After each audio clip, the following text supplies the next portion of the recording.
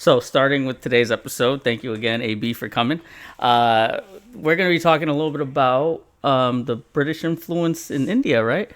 Yeah, it's so by popular demand after our last video, a lot of people were asking why the rivalry between Pakistan and India were there and why it came to the way that it was. So we figured we'd give these guys a little bit of an update on why that's the case and how we got to the way we are now. I mean, and I bet you can go back so far in time. Where is probably the sweet spot? Like, is it the 60s, the 80s? Like, where do you want to start? I wish we could start in the 60s, Marco. We're going to start in the 2000s? No, we're for this. We're actually gonna have to go all the way back to roughly the 1600s. Oh, jeez. Yeah. Uh-oh. So there's a lot going on there. How in depth do you want me to get? What do you want to hear?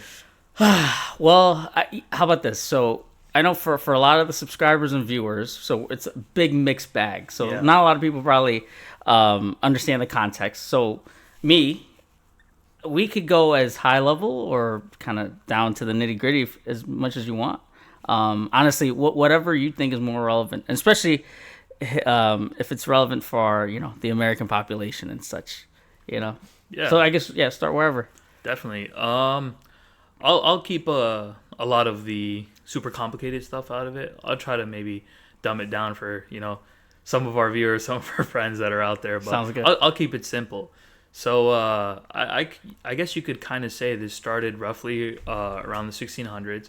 So obviously India was existent at the time, but at that time it wasn't labeled India. It was a conglomerate of the modern countries we have now, which is Pakistan, India, Bangladesh, and little regions around there. So like a Soviet Union.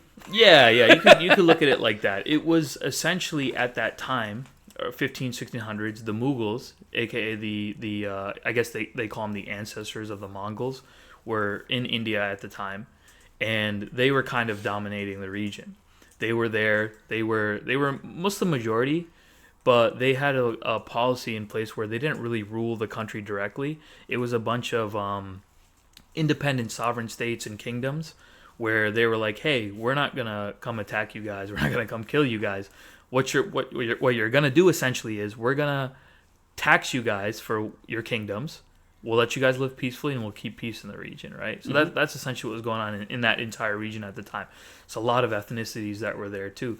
You had the Muslims, you had the Hindus, which were the majority. You had Sikhs, and you had Buddhists.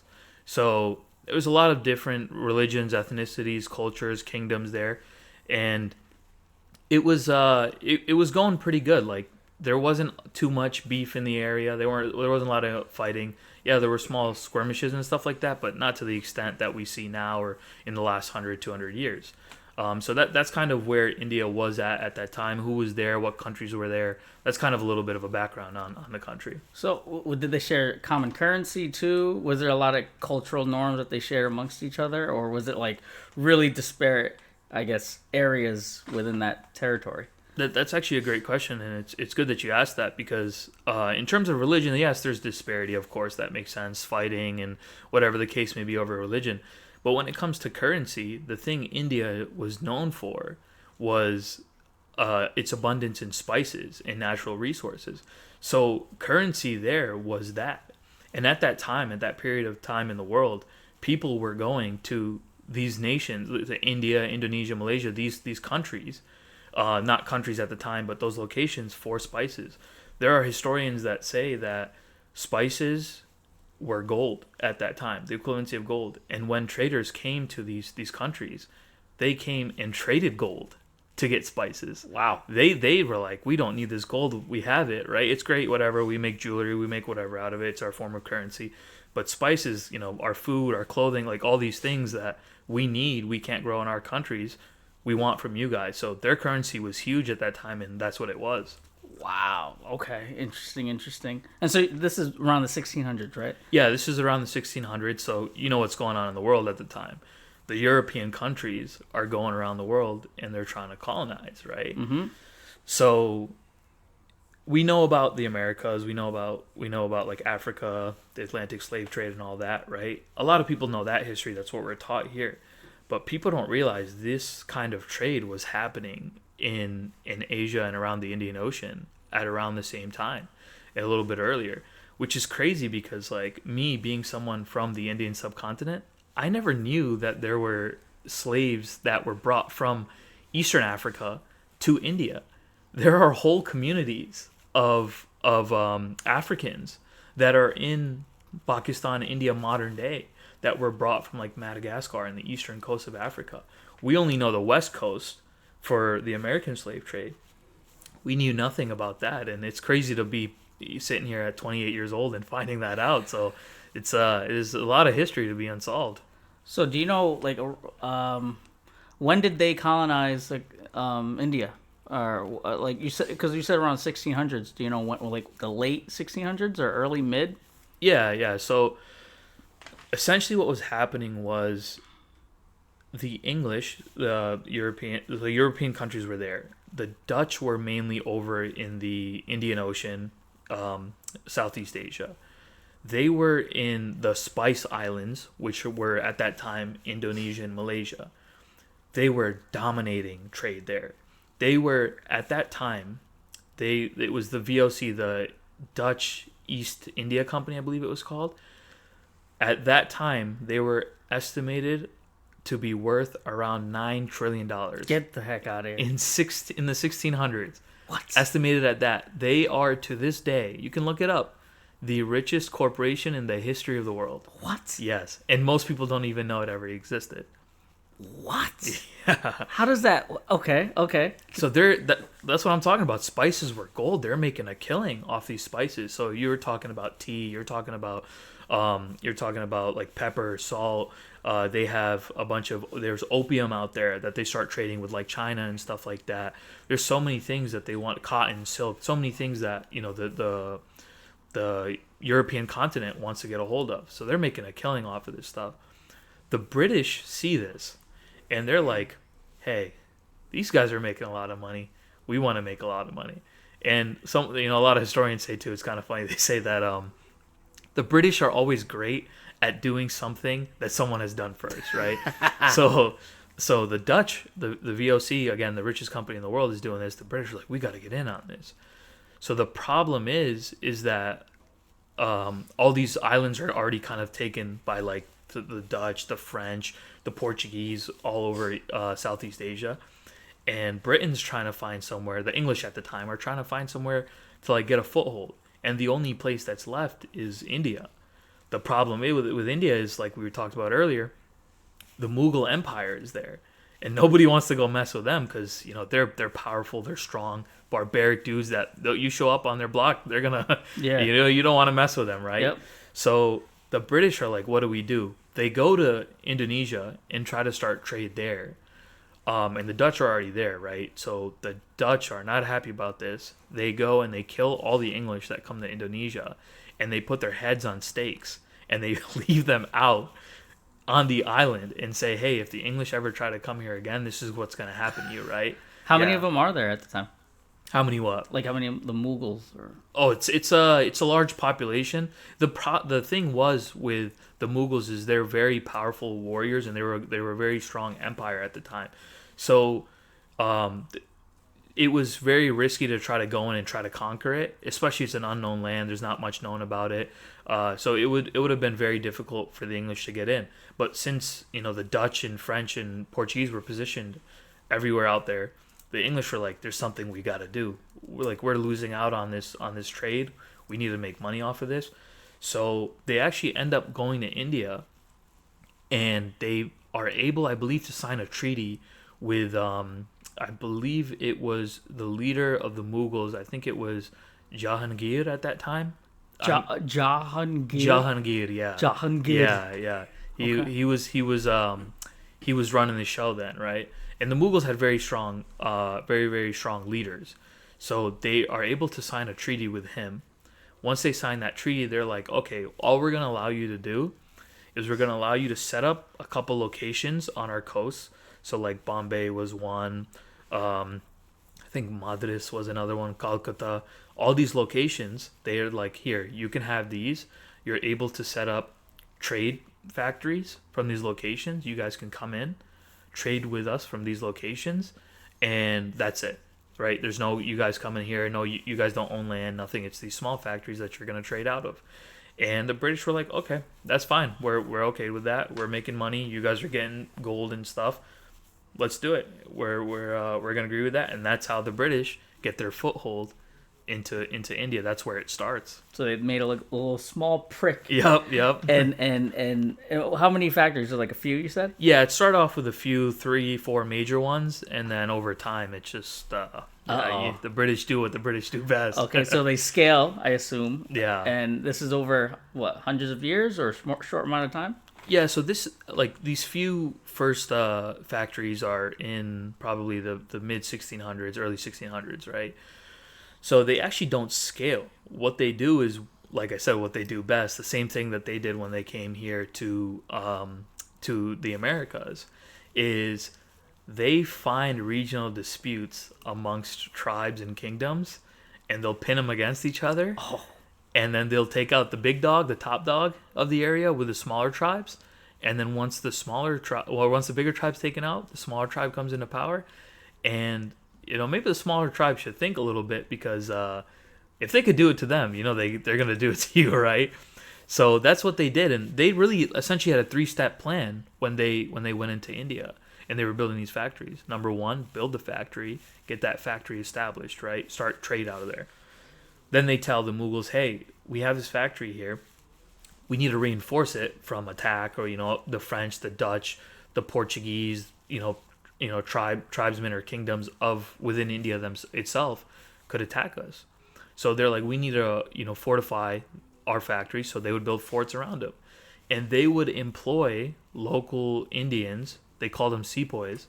They would employ local Indians who knew the land very well to join their army. So this is the British East India Company. This isn't England itself or Britain itself here. This is solely a trading company that's there for the purpose of trading and nothing else. They're not there to colonize. They're not there to do anything. Their only objective is to get there, build factories to trade, build these forts to protect themselves that are protected by these sepoys. And then the third step, which we talked about a little bit, is to go in there, cause a ruckus between tribes, and eventually win one over, defeat the powerful one, and then go in and take that land. So that's how they started kind of working their way in. Just gaslighting. Yep, gaslighting. Imagine it worked really well back then, right? Oh, jeez. So, yeah. Oh, wow. Okay. Wow, that's so. I didn't. By the way, is this common knowledge? Is this something that is normally taught schools or anything like that? I never heard. How'd you do this research? I mean, was it some side stuff outside of school, or? Yeah, I'm a big history guy. I love learning about history, and even in high school, I took about a bunch of courses. Not for this. It was mainly Native American history. Got it. Okay. And it's funny because a lot of the things that you saw the English and the British do with the Americas is being implemented here as well. Wow. And it's funny because I don't know any of my friends from Pakistan, India, Bangladesh that know anything about this. So unless you kind of really dig for it, I don't think it's common knowledge. I don't think it's out there like that. Jeez. I was just interested in like anybody else because I'm like, why do Pakistanis and Indians hate each other so much? Why do Pakistanis and Bengalis hate each other so much? Why do Indians hate Bengalis who then hate Pakistanis? It's like a never-ending hatred cycle. And it's like, how did it get to this? We're the same people. We have, other than religion, the cultures and all the things are very, very similar. So I was like, I got to get to the bottom of this. How did this get to where it got to? So those are the initial phases of it. Yeah. Got it. Okay, so yeah, continue. So what else happens then, right? So they're pitting smaller groups against each other. Yeah, they start with that. They start pitting smaller groups against each other. They're like, okay, we'll start with this. This is what they're doing. Then they get into a system where they start realizing a lot of things went in their favor as well. Don't get me wrong. Like the Mughal Empire began getting very weak over time. They were destroying themselves from within. They had I believe it was an emperor, the leader of the Mughals. His name was Aurangzeb. He was a good leader, but he was coming to the end of his life, and after he passed away, there were a lot of weak leaders that led to kind of the collapse of the Mughal Empire. Weak leadership, a destruction from within, like I said, and over time, the Persians, who were to the west, started seeing that the Mughal Empire was like on its knees, and the Maratha Empire, which was within India itself, kind of were just like, okay, we got to capitalize on this. So the Mughals are very weak; they're being defeated. The Mughals, towards the end of their reign in India, signed like a semi-treaty with the English and agreed for trade and all this stuff. So the British are now essentially establishing footholds everywhere, treaties, being the nice guy, all that good old stuff. And once the Mughals are kind of out of the picture, it's kind of free game. So, like I said, the Maratha Empire was building up. Over time, the British kept using their strategies to keep defeating these empires kind of from within. And they were smart about it. They implemented the Mughal system where they didn't rule India directly. Like, they didn't go in and be like, oh, we're running the show. They would allow those kingdoms to have power within India, those small kingdoms that are across the nation.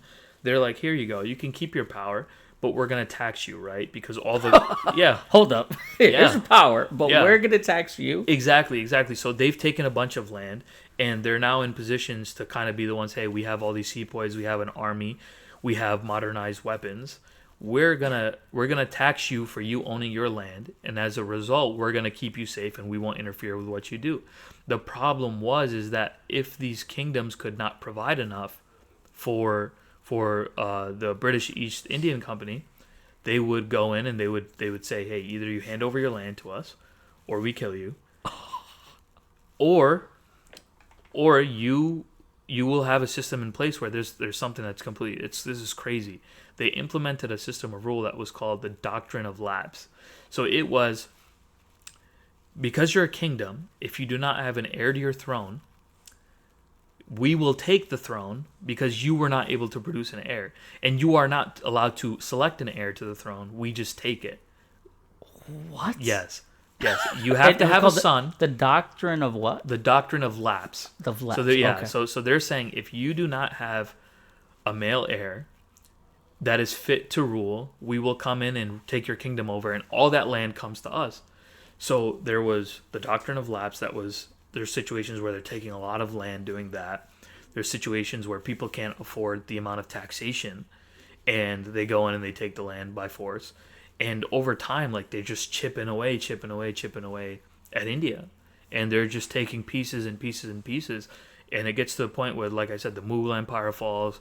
The amount of land that's coming under British rule is getting to a great amount. And they've pretty much taken, like, the majority of India at this point. Wow. And this is all still just a trading company.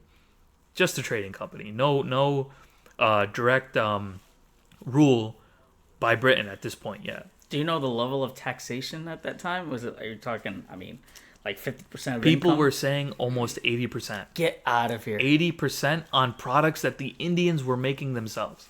You know, it sounds like the mafia, right? Yeah. Like when they extort small businesses Yeah. in 1980s New York. Yeah. It's like, oh yeah, give us your money. We're taking a big piece of it, but you'll get protection from other gangs. Right? Exactly. Okay. Wow. That's what they were doing. And it's crazy because, like, they were going in and they were like, we know if you're a powerful tribe, or we know if you produce something really well, we either need to take you out with the help of others. And at this point, their army is very powerful, very big, or we need to find a way to stop you from being very good at what you're good at and make you somebody that's not educated, somebody that can't produce goods to sell to anybody else. And when you do produce them, you're going to sell them to us, and we're going to sell them back to you at 80% upcharge. Incredible. Yeah. So no one sat back. Like, maybe I'm just too dumb to understand this. So, like, there was no government that was trying to interfere with this or try to stop this from happening? Or how did that... Was there just corruption or the government didn't care? Yeah, so I'm actually really glad you asked that question. So I think the biggest thing is, you would think as an Indian yourself, hey, this is happening to not the country but our region. Yeah. These people are coming around and destroying everybody around us. Why don't we unify and try to stop this, right? What's going on? I think there's two big reasons for that. I think one is 100% was the differences amongst the people. Yeah, for all those years, hundreds of years, they lived amongst each other not in complete harmony, but they were civil with each other, right? But it got to a point it was essentially like India was never unified as a nation. It was just a bunch of small kingdoms, like we talked about, with differences in religion and stuff like that. And the British were very, very good at pinning them against each other. They were just like nonstop. This person's kind of powerful. Let's get a tribe to like, oh, they're Muslim. Let's take them out, or go to the Muslims and say, oh, let's take the Hindus out. There was no unity. They tried to, whatever attempt there was to try to unify, the British would shut it down. And it just completely, it sucks because they kill themselves from within by not unifying and realizing that. I think the second point too is that the British were very, very smart about how they did it. They, like I said earlier, they themselves didn't show that, hey, we're the rulers here. They were just taxing those kingdoms. So any flaws that were coming from the kingdom was from the kingdom itself. So the people would get mad at the kingdom, not the British. You see what I'm saying? Yeah. So when they would get upset, they'd be like, oh, the British are coming in and taking everything. But are they though? It's the kingdoms that are failing. And these tribes that are failing, that's why we need to get rid of them. And then eventually, once they replace that kingdom, the British will go and defeat them because they're the weaker power. Oh my God. Yeah, the British were extremely smart in their methods. So it did get to a point where, in 1857, so after like 200-ish years, it got to the point where, the Indian unity kind of got a little upset, whatever there was of it, was a little upset, like, yo, this trading company is taking over our entire nation. We're annoyed with it. We got to do something about it. Here's the icing on the cake, the closest that the Indian subcontinent ever got to unity. So you know how we talked about those sepoys earlier? Yeah. They served the British East India Company. They were taught to use rifles. This was the I guess you could call it the tipping effect into how Britain got its foothold onto India entirely, and the British East India Company was removed. They would use Enfield. The Enfield rifle was released and used in India. In order to fire that Enfield rifle, you'd have a cartridge that had a bullet, and at the top was gunpowder. And it's a rifle, so obviously, like you would load it up by biting the tip of the cartridge, and you load the gunpowder in, you load the bullet, and you'd fire it, right? So what the British started doing was they were lining the cartridges with pork fat, and beef tallow, because they knew that these sepoys were majority Muslim and Hindus, and Muslims can't eat pork, and Hindus cannot consume beef. So they were yeah. They were just kind of showing you, who do you guys think you are? We can do whatever we want and get away with it. So they started lining these cartridges with things that these Muslims and Hindus could not consume, just to send a message to these guys, like, hey, you guys think you're hot stuff? This is what we're gonna do to you. Wow. No. That is okay. No, okay. So what ended up happening then? So the sepoys super upset. Whatever little unity there was, they united. I believe I can't remember where it was in India. I want to say Delhi, but I don't think I'm right. I'm right with that. But they essentially took whatever British were in the area. There's a certain location they're at. They took the British. They fired upon all the men, and the women and children left behind. They just took them and like threw them into wells and just started killing them and stuff. And Britain was sitting there realizing, hey, like, there's kind of an uprising. We need to stop this. This can't go on for any longer. There's a lot of corruption happening too. Like, crazy amounts of money was being taken from India and going into the pockets of English businessmen and stuff like that. So Britain was like, hey, we're gonna get involved now. We're gonna get rid of the British East Indian Company, which was our trading company. From now on, we're going to rule India directly. The Queen is like, we're ruling India now. It's our crown jewel, and we're calling it the British Raj. So now the British have direct rule over India, and they didn't care to rule it as a colony of theirs. They just wanted to milk the country for every natural resource that it had. That's all they cared about. That was 1857. I was about to say, okay, so that's Yeah. around the 1800s now. Yeah. What? Okay, in typical fashion, right? Yeah. Oh, okay, okay. So we're still early stages. We're still a couple hundred years ago, right? Yeah, yeah. And but you're adding or you're building up to what is happening today, right? Yep, So yep. like, what's the next, I guess, time phase that you're gonna talk about? So is it the Yeah, 1900s? so Are we gonna get in there? 1857 to 1947, right? Okay. Yep. So that's when Pakistan and India, 1947 was when they got their independence from the British rule. 1947. 1947. So these some odd 90 years is there's a lot going on. The British are now in power completely. They're draining India of its natural resources.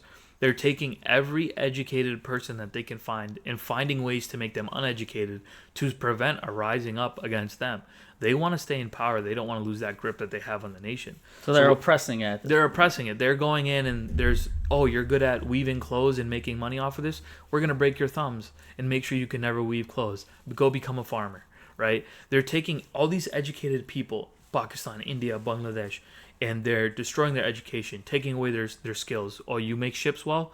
Nope. You make, what do you call it? You make swords very well? We're taking that away. They're taking all these things that the people were very good at. And at that time, around the 1700s, India accounted for 27% of the world's trade and economy. 27%. They were a big player. They were over a quarter.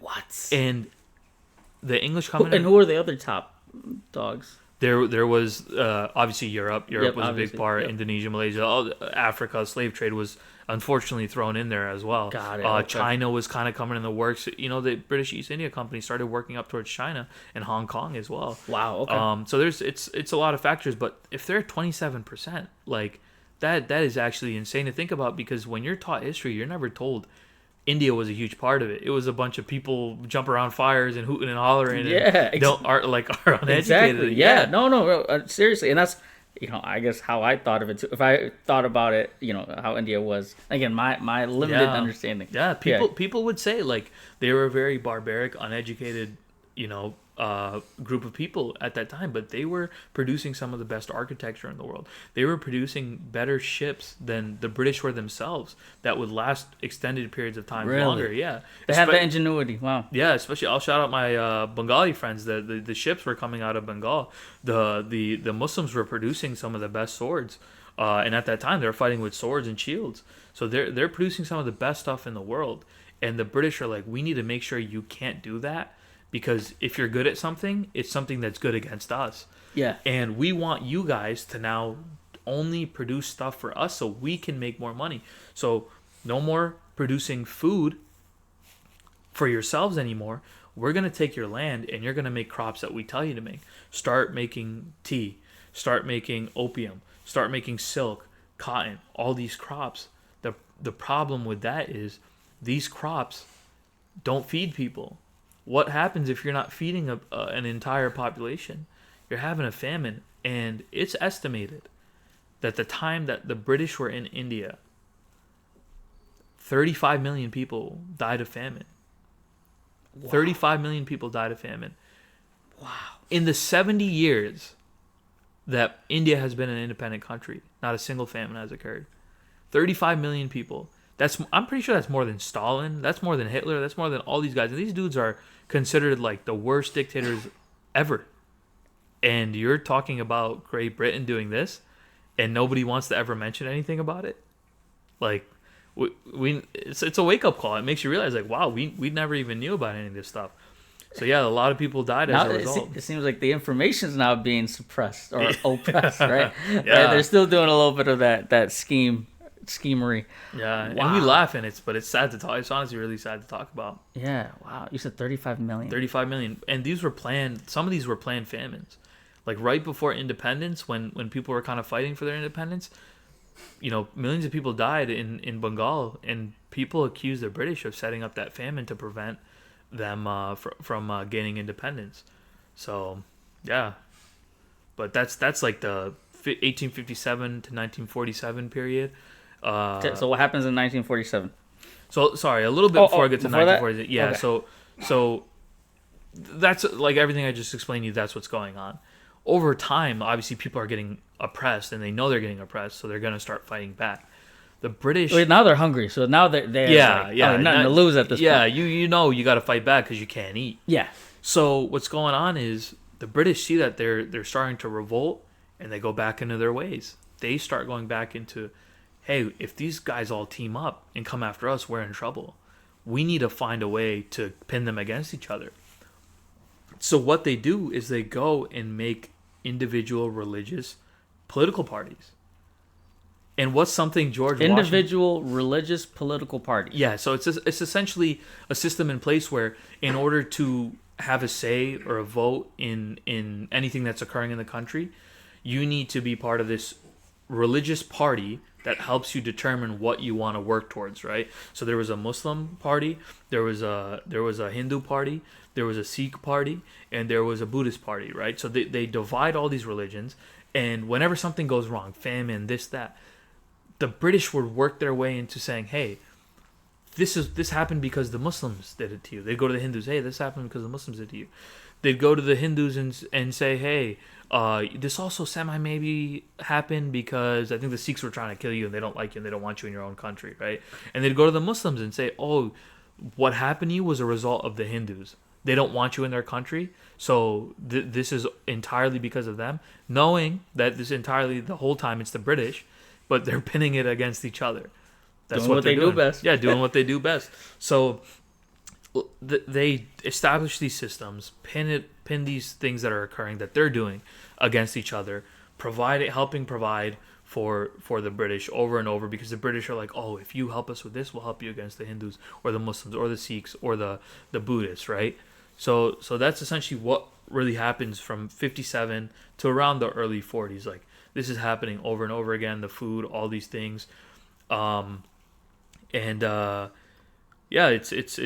super sad, and it eventually gets to the point where, you know, the Indian people can't take it anymore. So 1940s roll along, World War II is happening. A lot of people don't know this, but Indians served in World War II. Almost like 2.5 to 3 million Indians served in World War II. And they did so because they were promised by the British that, hey, if you help us win this war, we'll grant you guys independence, right? And at the same time, like Nehru and Gandhi, who are members of Congress in India for the Hindus, are peacefully protesting for independence. Muhammad Ali Jinnah is the Muslim representative at this time. He's advocating. He's initially like, we just want independence. We don't care about Muslim Hindu separate state. Eventually, he changes his mind. He realizes the Muslims are majority in India. They want their own independent state. So after World War II ends, Britain's like cash strapped. They've gone through a lot. They realize there's a lot of civil unrest and there might be a civil war in India. And now all of a sudden they're like, we don't want our hands to get bloody. We don't want any part in this. So you guys are gonna have to take care of it.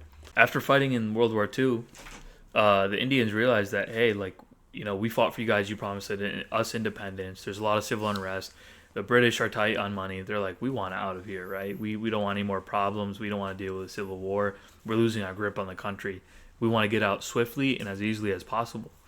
So what they decide to do is they're going to leave the country. It's around like 1946. They tell the Hindus, the Muslims, whatever religions, and the people of India, still all India at that time only, that in 1948, we're going to get partition done for you, and we're going to send somebody out. We're going to take care of everything for you guys. Don't worry, right?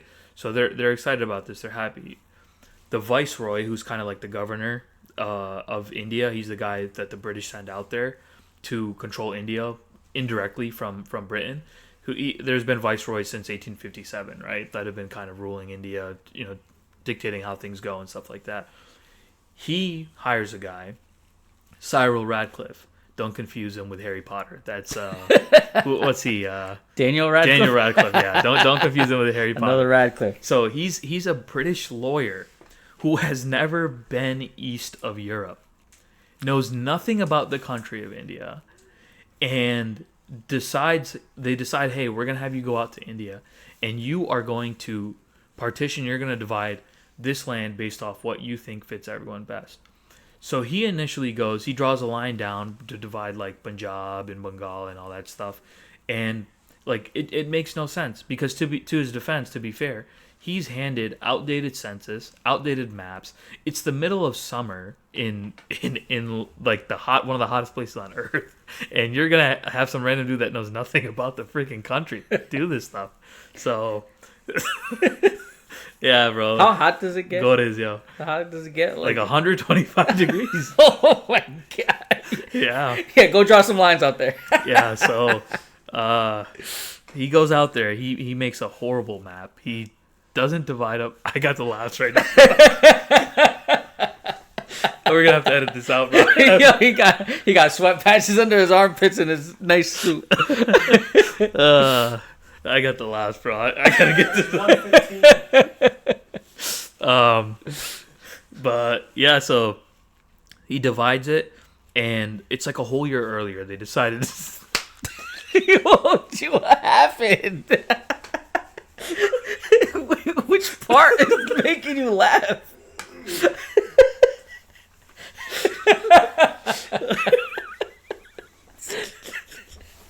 You KAB, man? What is going on here? Bro. Stop. Oh my God.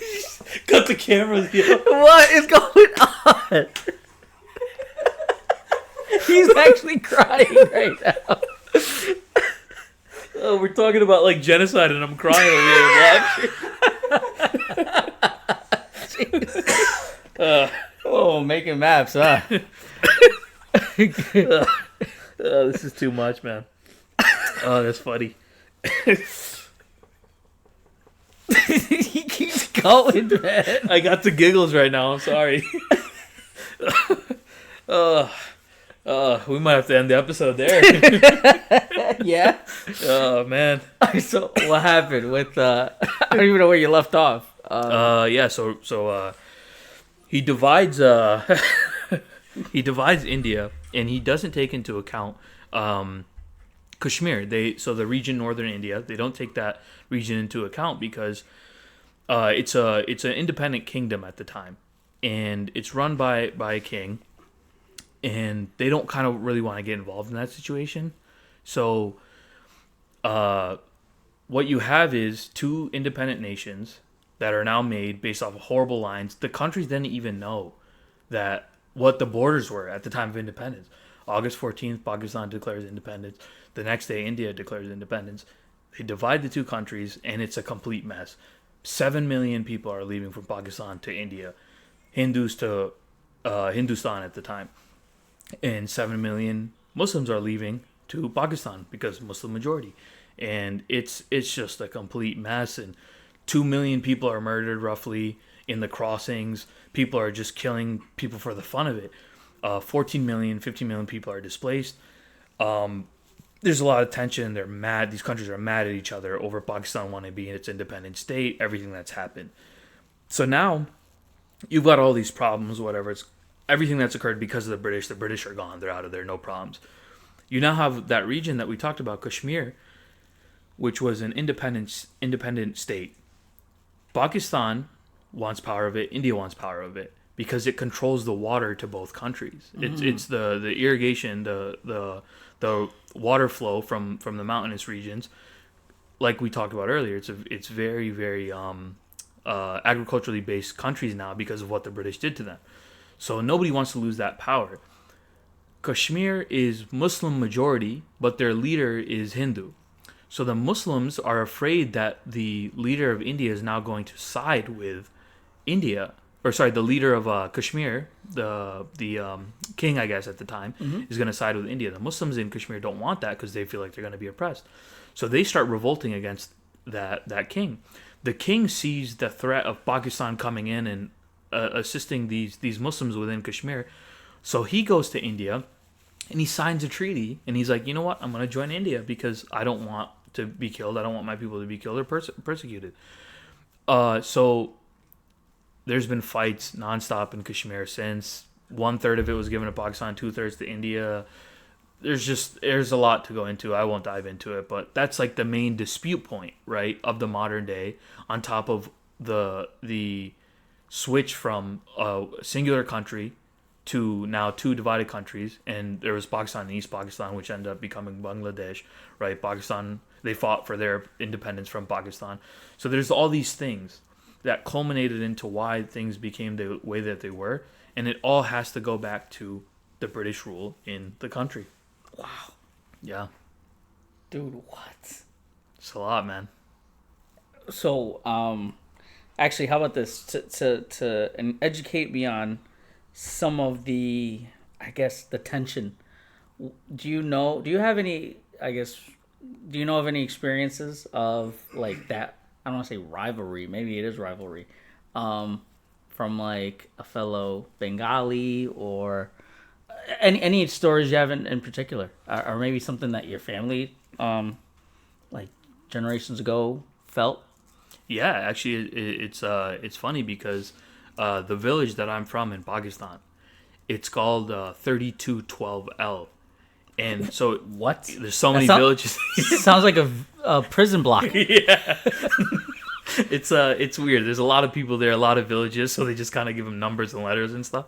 So ours is given the 12L portion of it comes from people that migrated from India. So 32 people from the 32 portion of the village were people that were in Pakistan, India, before it was Pakistan, right? Wow. And then the 12L refers to the people that traveled from India into Pakistan.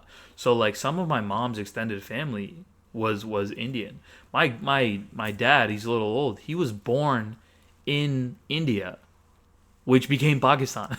Wow. Yeah, so that's a personal experience that I had. That's crazy. He was born in '46, so India was still the subcontinent of India, no Pakistan. So he was technically born in India, but he's Pakistani because 1 year later there was partition. Oh my god. For Indians, there's that rivalry is always there. Pakistan, Indians, cricket, whatever it may be, they'll argue about anything.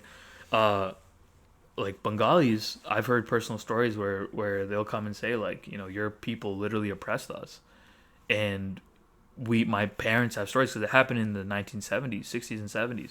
They'd be like, yeah, like your people came and they oppressed us. My father, my grandfather, my grandmother, my mother, whatever it may be, and they'll be super upset. They have like kind of the stigma against Pakistani people. So yeah, there's a lot. There's that hatred runs deep. It keeps on going.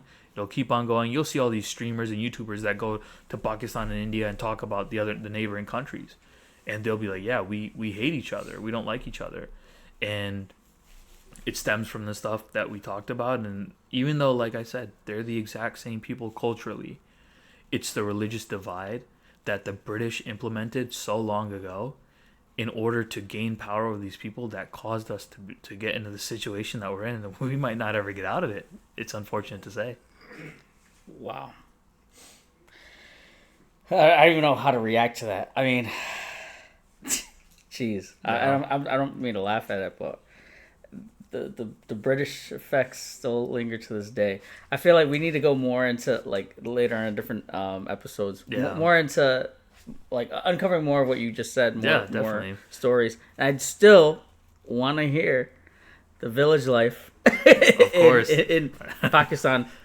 After the subdivision, right? Yeah, definitely. Yep. Yeah, because again, I don't know if we want to call it pre-India, right? Yeah, technically that's for the territory, right? But yeah, so thank you, AB, for coming on.